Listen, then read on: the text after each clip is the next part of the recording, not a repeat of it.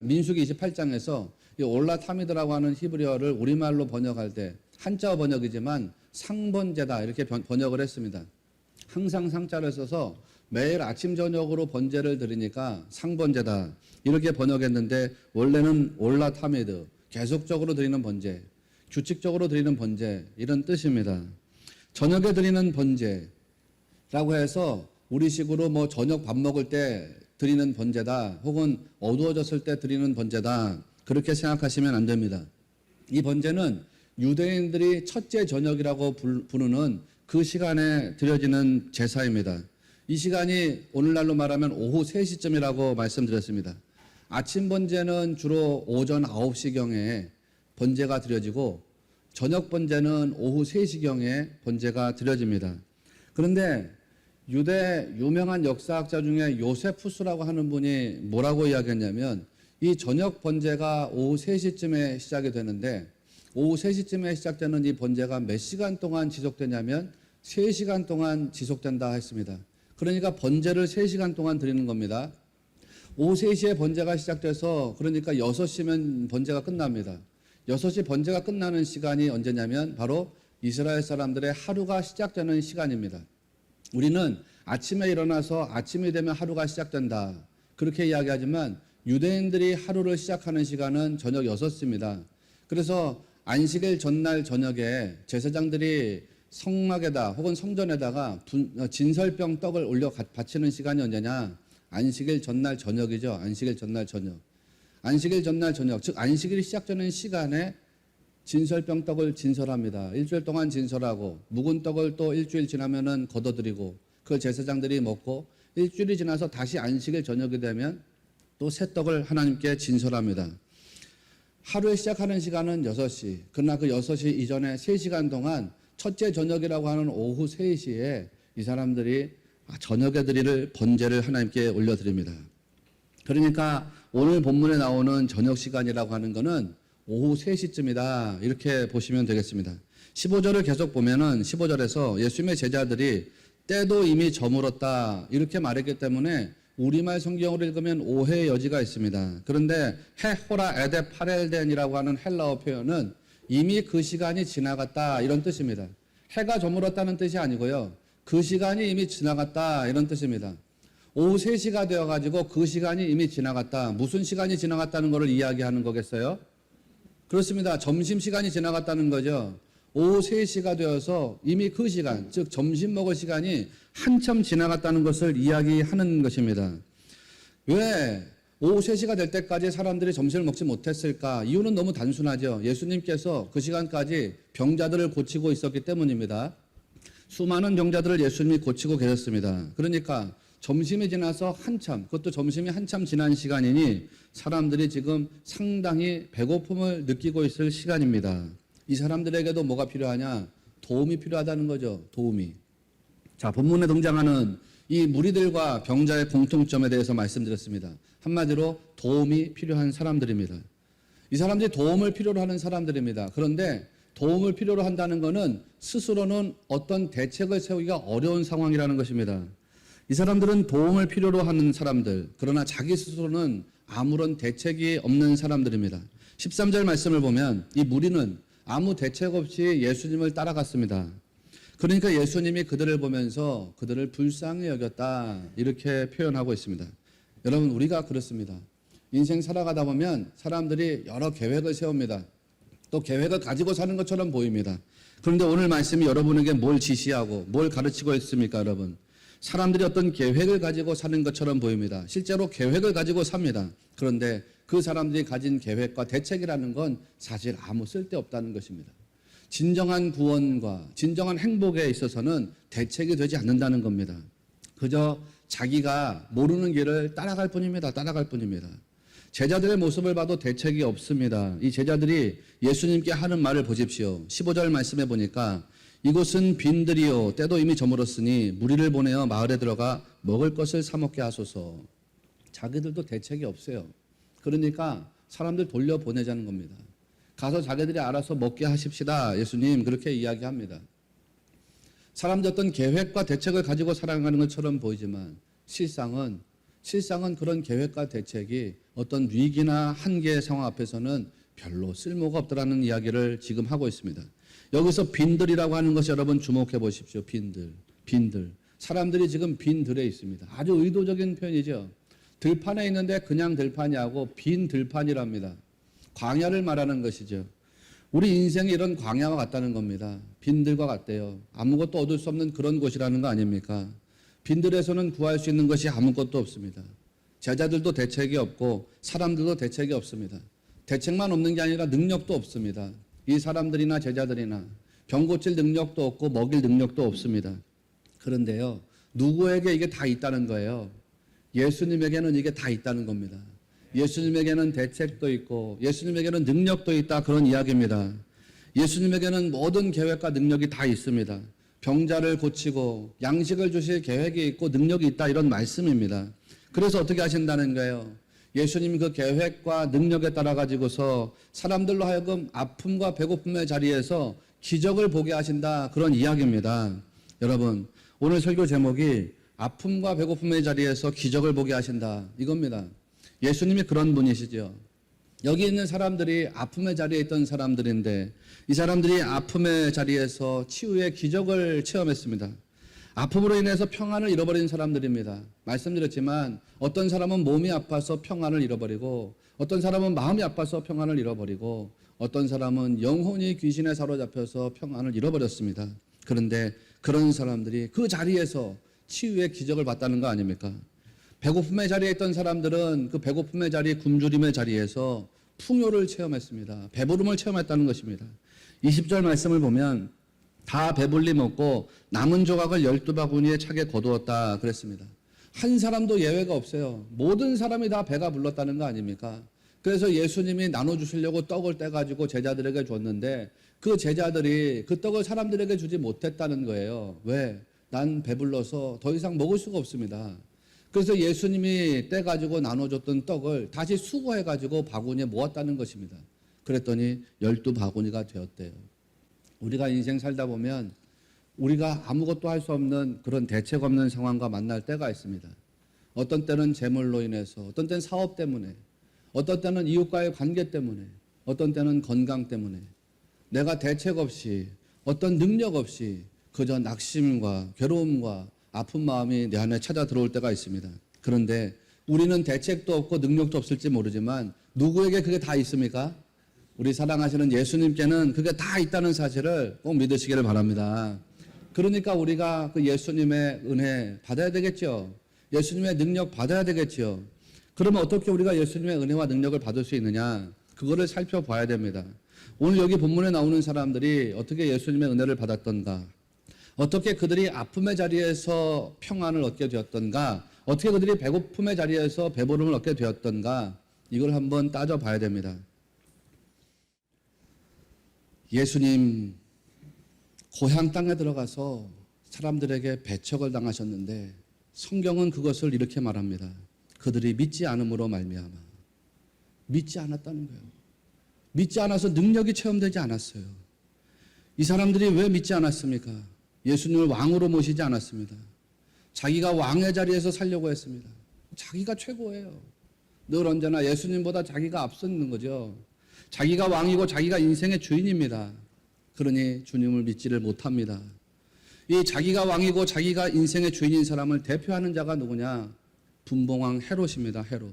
그러니까 마태복음 13장에 끝나고 바로 붙어서 어떤 사람들의 이야기가 나오느냐? 헤롯이라는 사람의 이야기가 나옵니다. 마태복음 14장 처음에 헤롯이 세례 요한을 죽인 이야기가 나옵니다. 그런데 세례 요한은 이 신약에서 굉장히 특별한 인물이에요. 어떤 인물이냐면 율법을 대표하는 사람이에요. 그 세례 요한을 죽였다는 건 결국 뭘 죽였다는 거냐면 율법을 죽였다는 거예요. 율법을 거부했다는 거예요. 다르게 표현하면 하나님 말씀을 부인했다는 것입니다. 포기했다는 것입니다. 거절했다는 것입니다. 왜 그는 하나님 말씀을 부인하고 하나님 말씀을 거절했습니까? 이유가 딱 하나죠. 자기가 왕이기 때문입니다. 이 자기가 왕인 사람이 말씀을 거부한 사람의 대표자입니다. 그런데 이렇게 자기가 왕인 사람의 심리 상태가 여러분 어떤지 아시는가요? 자기가 왕인 사람의 심리 상태. 여러분도 한번 점검해 보세요. 내가 세상에 나가서 사는 동안에 어떤 마음으로 사는가? 내 인생에 예수님이 주인인가 아니면 내가 주인인가, 예수님이 왕인가 내가 왕인가, 이걸 한번 따져보세요. 마태복음 14장 1절 이하에 보면 헤롯의 심리 상태를 아주 의도적으로 우리에게 계속해서 가르치려고 합니다. 그 의도적인 메시지가 있어요. 헤롯은 어떤 사람이냐 보니까 첫째로는 정욕의 사람이라는 거예요. 정욕의 사람. 자기 동생의 아내를 빼앗아서 차지했대요. 정욕적인 사람이라는 것이죠. 둘째는 그가 미움을 가지고 있는 사람이래요. 미워하는 마음, 부정적인 감정의 사람이라는 거죠. 왜? 세례 요한이 자기를 책망하니까 어떻게 합니까? 그를 죽이려고 합니다. 미워하는 감정 가지고. 당신 잘못했습니다. 하나님의 말씀답게 사십시오. 하나님의 사람답게 사십시오. 하나님 기뻐하시는 사람으로 사십시오. 그 애가 듣기 싫은 거죠. 그러니까 세례 요한을 미워해서 죽이려고 합니다. 잠언서 말씀에도 보면요, 어리석은 사람들한테는 교훈하지 말아요. 훈계하지 말아요. 왜 그래요? 어리석은 사람한테는 교훈해봐야 훈계해봐야 그 교훈이 칼이 돼서 내게 돌아온다는 거 아닙니까? 그러니까 어리석은 사람들 훈계할 필요 없다는 거예요. 지혜로운 사람들에게 훈계하라는 거예요. 지혜로운 사람. 그 지혜로운 사람들에게 훈계할 때 그들이 훈계를 받아가지고서 그 지혜로운 영혼으로 된다는 거죠. 여러분은 어리석은 자입니까? 지혜로운 자입니까? 여러분은 지혜로운 성도로서 살게 되시기를 바랍니다. 그렇게 되시기를 바랍니다. 헤롯은 셋째로 두려워하는 사람입니다. 두려워하는 사람. 세례 요한을 죽이려고 하는데 사람들이 그가 선지자인 것을 압니다. 그러니까 세례 요한을 죽이면 사람들에게서 무슨 해코지를 당할까 봐 두려워하는 마음으로 그를 죽이지를 못합니다. 네 번째로 헤롯은 근심덩어리입니다. 근심덩어리. 마태복음 14장 9절을 보니까 왕이 근심하나라고 하는 표현을 사용했습니다. 헤로디아가 요한의 머리를 달라고 요구했더니 그가 근심합니다. 다섯 번째로 그는 자아에 붙잡힌 사람, 세상에 붙잡힌 사람입니다. 마태복음 14장 9절을 다시 보면 왕이 근심하나 자기가 맹세한 것과 그 함께 앉은 사람들 때문에 주라 명하고 이렇게 나갑니다. 분명히 자기가 잘못한 것을 알거든요. 알아요. 그런데 자기 자아에 이끌려가지고 잘못된 결정을 끝까지 선택하고 가는 겁니다. 자기가 맹세한 거 뭐예요? 자아로 결정을 내렸다는 거죠. 그리고 또 한편으로는 뭡니까? 사람들 때문에라는 것입니다. 이 사람은 자기 자아에 붙잡혀서 살아가는 사람이고 또 세상의 눈치를 보면서 체면 때문에 살아가는 사람입니다. 세상에 붙잡혔습니다. 우리 신앙생활 하면서도 그런 분들이 있어요. 자기 체면 때문에 신앙생활하는 분들 있다면 믿음으로 하나님 신실하게 신앙하는 게 아니라 내 체면 때문에 사람들이 나를 볼 때 내가 그래도 체면이 있지, 내가 그래도 목사인데, 내가 그래도 전도사인데, 내가 그래도 장로인데, 내가 그래도 권사인데 내 체면이 있지. 어떻게 내 체면이 있는데 예배를 빠질까? 어떻게 내가 체면이 있는데 기도회를 빠질까? 어떻게 내가 체면이 있는데 뭐 봉사를 빠질까? 이런 분들은 하나님을 사랑하고 예수님을 사랑하는 것이 아니라 세상에 붙잡혀 있는 것입니다. 사람들의 눈치에 붙잡혀 있는 것입니다. 자기 자아에 붙잡혀 있는 것입니다. 이게 자기가 왕이고 주인으로 사는 사람의 특징입니다. 자기가 주인된 사람이 어떤 상태로 살아간다는 것입니까? 정욕에 붙잡혀서 삽니다. 탐욕과 음란에 갇혀서 산다는 것입니다. 미워하고 시기하고 질투하고 다투는 일에 앞잡이가 됩니다. 두려움과 근심에 사로잡혀서 삽니다. 항상 두려워하고 근심하고 염려하고 걱정합니다. 자기 자아에 붙잡혀서 자기 뜻대로 삽니다. 사사기적인 표현으로 따지면은 자기 소견에 오른 대로 삽니다. 자기 소견에 오른 대로. 내가 오르면 나 오른 거예요. 거기 하나님도 없어요. 예수님도 없어요. 말씀도 없어요. 세상에 붙잡혀서 세상의 눈치를 보고 체면을 따지고 세속적인 쾌락과 만족을 추구한다는 거 아닙니까? 여러분도 체면 붙잡고 삽니까? 체면 붙잡고. 다윗이 언약궤를 다윗성으로 들여오는데 너무 기뻐가지고서 막 춤을 췄습니다. 그랬더니 자기 아내 미갈이 춤추는 다윗을 보면서 어이구 저 어리석은 사람 같으니라고. 어떻게 왕이 돼가지고 채통 없이 저렇게 춤을 추나. 자기 옷이 흘러내리는 것도 모르고 어떻게 저렇게 춤추나. 그런 이야기를 하지 않았습니까? 그런 거 상관하지 않았습니다. 다윗은 그저 하나님의 언약궤를 자기가 사는 곳으로 모셔온다는 거 그거 하나가 기뻤습니다. 그러니까 체면 따지지 않아요. 그저 주님 사랑하는 마음을 드러낼 뿐입니다. 여러분, 오늘 헤롯이 가지고 있는 자기가 주인된 사람의 상태로서는 주님 은혜를 받을 수 없다는 거예요. 주님 능력을 체험할 수 없다는 것입니다. 오늘 본문에서 기적을 체험한 사람들의 또 다른 특징, 공통된 특징이 하나 있는데 그 또 다른 공통된 특징 무엇이냐면 주님만 바라봤다는 겁니다. 주님만 바라봤다는 것. 이 무리들은 대책이 없습니다. 대책은 없는데 그냥 주님만 바라보고 따라왔다는 거 아닙니까? 병자들 대책이 없습니다. 능력도 없고 대책도 없는데 그냥 주님만 바라보고 나왔습니다. 예수님이 그냥 터치하시면 되겠지. 예수님이 뭐 하시면 되겠지. 그것만 보고 왔습니다. 오늘 이 무리를 대표하는 예수님의 모습이 오늘 메시지의 핵심입니다. 19절 말씀을 보면요. 떡 5개와 물고기 2마리를 가지사 하늘을 우러러 축사하시고 떡을 떼어 제자들에게 주심에 말씀이 이렇게 나가죠. 예수님이 하늘을 우러러서 축사하셨답니다. 하늘을 우러렀다. 여기에 이제 헬라어로 아나블레포라는 단어가 나오거든요. 아나블레포는 여러분에게 익숙한 단어죠. 아나블레포는 위를 바라본다는 뜻 아닙니까? 근데 이게 무슨 단순하게 위를 바라본다는 뜻이 아니라 중심을 파고들어서 본다 이런 뜻입니다. 중심을 파고들어서 본다. 그러니까 예수님이 하늘의 중심을 파고들어서 봤다라는 거 아닙니까? 하늘의 중심, 뭘 봤다는 거예요? 뭘 봤다는 겁니까? 하나님을 봤다는 거죠. 하나님께 집중했다는 뜻입니다. 그리고는 축사하셨대요. 율로게센이라고 하는 헬라어는요, 찬양했다는 뜻입니다. 좋게 말했다 이런 뜻입니다. 찬양했대요. 아직 응답이 온 상태가 아닙니다. 아직 기적이 나타난 상태가 아닙니다. 여전히 보리떡 5개와 물고기 2마리밖에는 없습니다. 그런데 예수님이 이미 감사했답니다. 찬송했답니다. 어떻게 그럴 수가 있습니까, 여러분? 어떻게? 하늘 아버지께서 이미 주실 것을 확신했기 때문이죠. 알았기 때문입니다. 그러니까 주님이 하나님 집중하면서 하나님께 감사 찬송을 올렸다는 거 아닙니까? 예수님은 가진 것이 초라하지만 그 가지고 있는 것이 초라하다는 것 생각하지 않았습니다. 그저 하나님께 집중하면서 감사했습니다. 하나님 만지시면 얼마든지 이 초라한 것도 위대하게 변할 수 있다는 사실을 믿고 알았기 때문에 그렇게 할 수 있었습니다. 사랑하시는 여러분, 여러분도 이거를 믿으시기를 바랍니다. 여러분이 무엇을 가지고 있는지요, 여러분이 어떤 처지와 형편에 있는지요, 중요한 게 아닙니다. 사실 누구를 보고 있느냐, 이게 중요한 것입니다. 여러분이 가지고 있는 걸 한번 들여다보십시오. 그게 아무리 초라해 보인다고 하더라도 주님이 역사하시면 정말 놀라운 것으로 다 바뀔 수 있다는 것을 꼭 믿으시기를 바랍니다. 내가 가진 게 아무리 초라해 보인다고 하더라도 주님이 만져주세요라고 기도하면 달라집니다. 연약한 건강, 주님이 만져주세요라고 기도하면 주님이 고쳐주시는 것입니다. 가난한 물질도 주님이 만져주시면 풍요한 것이 됩니다. 영련한 근심도 주님께 맡기고 주님 만져주세요라고 구하면 주님 돌보셔서 기쁨과 감사가 되게 하실 줄로 믿습니다. 여러분 생각해 보시자고요. 보리떡 5개랑 물고기 2마리, 남자만 5,000명이 넘습니다. 어린아이 여자들 다 합치면 2만 명이 넘습니다.